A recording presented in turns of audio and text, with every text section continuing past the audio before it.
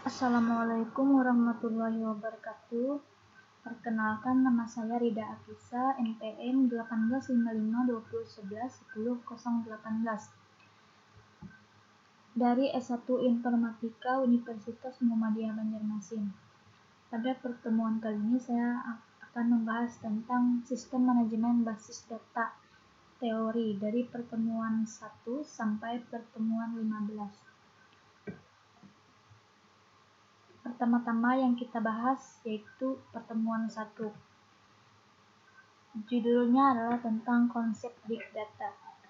Fakta Big Data. Skema data mencatat pengiriman data YouTube video total durasi 104.000 jam. Yang kedua ada email sebanyak 45 miliar. Ketiga ada SMS 540 juta. Keempat ada Twitter 540 juta. Twitter 400 juta. Kemudian ada Facebook 360 juta foto diupload. Ada Wikipedia 9.000 artikel diupload. Situs baru 140.000 website lama atau baru per hari, dan seterusnya. Kemudian di Amerika Serikat 1,2% X total daya listrik dikonsumsi server-server. Kemudian 0,5% emisi gas rumah kaca berasal dari server dan data center. Kemudian kedua, berdasarkan data center knowledge, perusahaan prosesor Intel pengguna server manfaatkan kembali secara cepat dan mudah kumpulan data yang saling berhubungan, disimpan secara bersama, kemudian tanpa pengulangan atau redundansi, kumpulan file atau tabel atau arsip yang saling berhubungan dan tersimpan secara elektronis. Kemudian lanjut pertemuan 3, yaitu konsep database management system. Menurut Chow, basis data adalah kumpulan informasi bermanfaat yang diorganisasikan ke dalam tata cara yang khusus. Data merupakan fakta atau nilai value yang tercatat atau merepresentasikan deskripsi dari suatu objek. Data selanjutnya diolah atau diproses menjadi bentuk yang berguna dan bermanfaat bagi user. Data yang telah diproses akan membentuk sebuah informasi. Secara konsep, basis data atau database adalah kumpulan dari data-data yang suatu berkas atau file yang saling berhubungan atau relation dengan tata cara tertentu untuk membentuk data baru atau informasi. Kumpulan dari data yang saling berhubungan atau relation antara satu dengan yang lain yang diorganisasikan berdasarkan skema atau struktur tertentu. Kemudian selanjutnya pertemuan 4, yaitu konsep SMBD, Sistem Manajemen Basis Data. Abstraksi data, kegunaan utama sistem basis data agar pemakai atau user mampu menyusun suatu pandangan atau view abstraksi dari data. Hal ini bertujuan untuk menyederhanakan interaksi antara pengguna dengan sistemnya dengan basis data yang dapat mempresentasikan pandangan yang berbeda kepada para pengguna, programmer, dan administrator. Kemudian, Database Management System atau DBMS, yaitu berisi kumpulan atau koleksi data yang saling berinteraksi dengan set program untuk mengakses data tersebut. Manfaat penggunaan DBMS yaitu yang pertama, mengorganisasi dan mengelola data dalam jumlah yang besar, membantu melindungi data dari kerusakan, penggunaan, dan pengaksesan tidak sah, kemudian memudahkan dalam pengambilan kembali data atau data retrieval. Lanjut pertemuan kelima, yaitu arsitektur DBMS.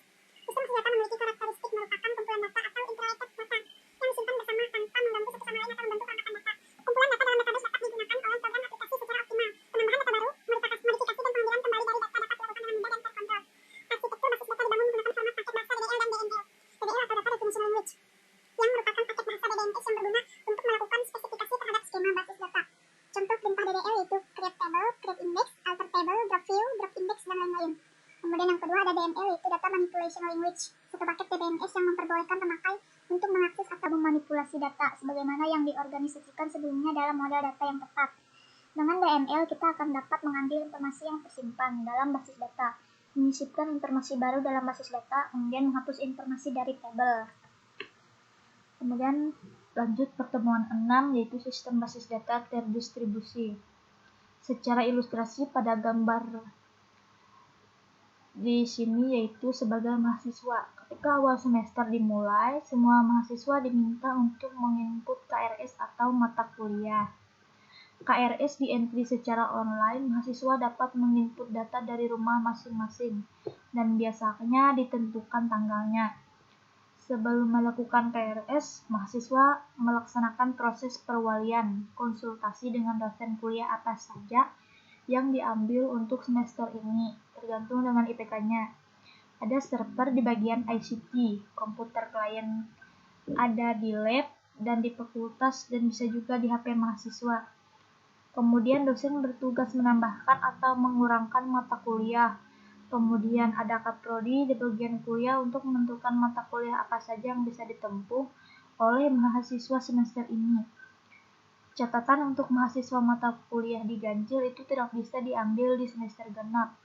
Jadi misalkan ketika mahasiswa gagal di satu mata kuliah dan mata kuliah tersebut diganjil, maka harus menunggu 1 tahun untuk mengulang mata kuliah tersebut, karena mata kuliah tersebut tidak ditambahkan di semester genap, begitu juga sebaliknya. Setelah mahasiswa melakukan perwalian, lalu mahasiswa melakukan entry KRS. Setelah aktif semua, mahasiswa melakukan pembayaran. Kemudian mahasiswa melakukan pembayaran melalui bank. Dan bank ini juga bisa diakses oleh admin di portal kampus. Jadi admin bisa mengecek mahasiswa siapa saja yang melakukan registrasi atau pembayaran. Setelah selesai semua, maka mahasiswa melakukan proses pembelajaran seperti mata kuliah yang ditempuh. Tugas dosen menginput nilai di akhir semester pada portal kampus. Selesai memberikan materi, tugas, kuis, UTS, UAS, maka nilai mahasiswa baru di-entry di bagian klien, sehingga ketika yudisium, mahasiswa bisa mengecek nilainya di portal kampus. Kemudian lanjut pertemuan 7, yaitu desain rancangan RDBMS. Komponen sistem basis data, database. Data tersimpan secara terintegrasi dan dipakai secara bersama-sama. Hardware, perangkat keras yang digunakan dalam mengelola sistem database. Kemudian ada software, yaitu perangkat lunak perantara antara pemakai dengan data fisik. Perangkat lunak dapat berupa database manajemen sistem dan berbagai program aplikasi. Kemudian ada user sebagai pemakai dan sistem operasi, yaitu operating system. Tujuan desain perancangan RDBMS yaitu yang pertama mencegah data redundansi dan inkonsistensi. Yang kedua, mempermudah dalam melakukan akses terhadap data. Yang ketiga, mempertimbangkan data isolation. Yang keempat, mencegah concurrent access anomaly. Yang kelima, mempertimbangkan masalah keamanan data. Yang keenam, yaitu mempertimbangkan masalah integritas. Kemudian lanjut pertemuan 9, ada left join dan self join. Pada materi ini akan membahas tentang left join dan self join. Pada gambar di sebelah kanan yaitu adalah contoh yang diambil dari kedua tabel, yaitu tabel customer dan tabel order. Permasalahan yang bisa dilihat adalah order apa saja yang dilakukan oleh seorang customer. Gambar 1 yaitu terdapat 2 tabel. Selanjutnya pertemuan 11 yaitu konsep entitas. Terminologi, yaitu yang pertama ada entity adalah orang, tempat, atau kejadian atau konsep yang informasinya direkam. Contoh entitas, entity pada rumah sakit, ada pasien, dokter, obat, dan kamar. Kemudian entity pada universitas ada mahasiswa, dosen, mata kuliah, dan buku. Yang kedua ada atribut adalah sebutan untuk mewakili suatu entity dan merupakan data elemen, field, dan item. Contoh seorang mahasiswa dapat dilihat dari atributnya, misalnya nama, nomor, induk, alamat, nama orang tua, dan hobi. Yang ketiga ada data value atau nilai atau isi data.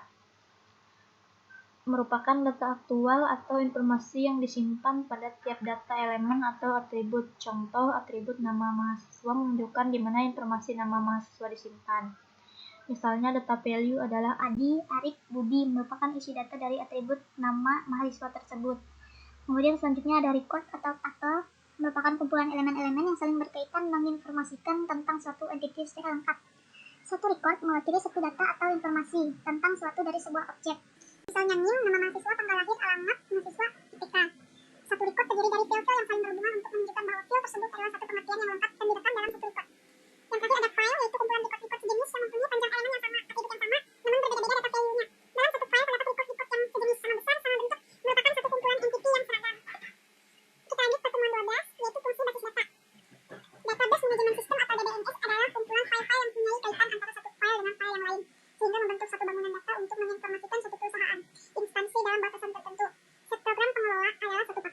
dibuat agar memudahkan dan mengefisienkan pemasukan atau perekaman informasi dan pengembalian atau pembacaan informasi ke dalam database.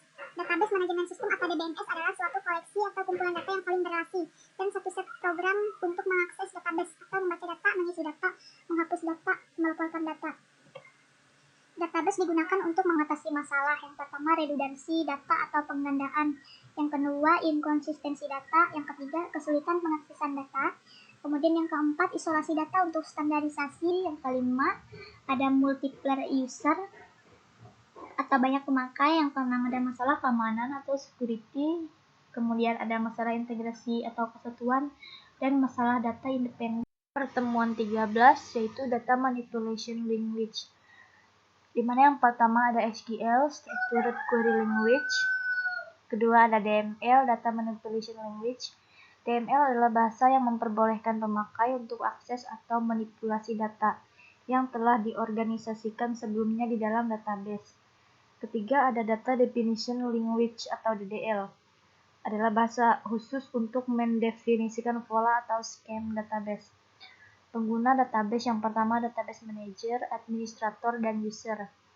Programmer aplikasi profesional komputer yang berinteraksi dengan sistem lewat DML yang dibuat dengan bahasa C, Java, dan lainnya. Program-program yang dibuat disebut sebagai program aplikasi, misalnya untuk perbankan, administrasi, akuntansi, dan lain-lain. Sintak DML berbeda dengan sintak bahasa komputer pada umumnya. Kemudian data management system adalah kumpulan file-file yang mempunyai kaitan antara satu file dengan file yang lain, sehingga membentuk satu bangunan data untuk menginformasikan satu perusahaan, instansi dalam batasan tertentu. Kemudian pada pertemuan 14 yaitu tentang konsep database relasional, di mana pada model relasional basis data akan disebar atau dipilah-pilah ke dalam berbagai tabel dua dimensi. Setiap tabel selalu terdiri atas lajur mendatar yang disebut baris data, row atau record, dan lajur vertikal yang biasa disebut dengan kolom atau file. Istilah dalam database relasional yang pertama ada relasi, atribut, tuple atau record, domain, derajat atau degree, dan ada cardinality. Kemudian pada pertemuan 15 yaitu tentang entity relationship diagram dan kardinalitas atau derajat relasi. IRD atau entity relationship diagram merupakan notasi grafis dalam pemodelan data konseptual yang mendeskripsikan hubungan antara penyimpanan. IRD digunakan untuk memodelkan struktur data dan hubungan antar data. Dengan IRD, kita dapat menguji model dengan mengabaikan proses yang harus dilakukan. Simbol-simbol dari IRD antara lain yang pertama ada entitas, kemudian ada atribut, ada relasi atau hubungan. Kemudian pada kardinalitas atau derajat relasi menunjukkan jumlah maksimal entitas yang dapat berelasi dengan entitas pada himpunan entitas yang lain, yaitu ada one to one, one to many, many to one, many to many. Kemudian mapping cardinalities, contohnya relasi one to one itu entitas 1 dan entitas 2 yang masing-masing relasi 1 dan 1. Sekian dari presentasi dari saya, kurang dan lebihnya mohon maaf. Assalamualaikum warahmatullahi wabarakatuh.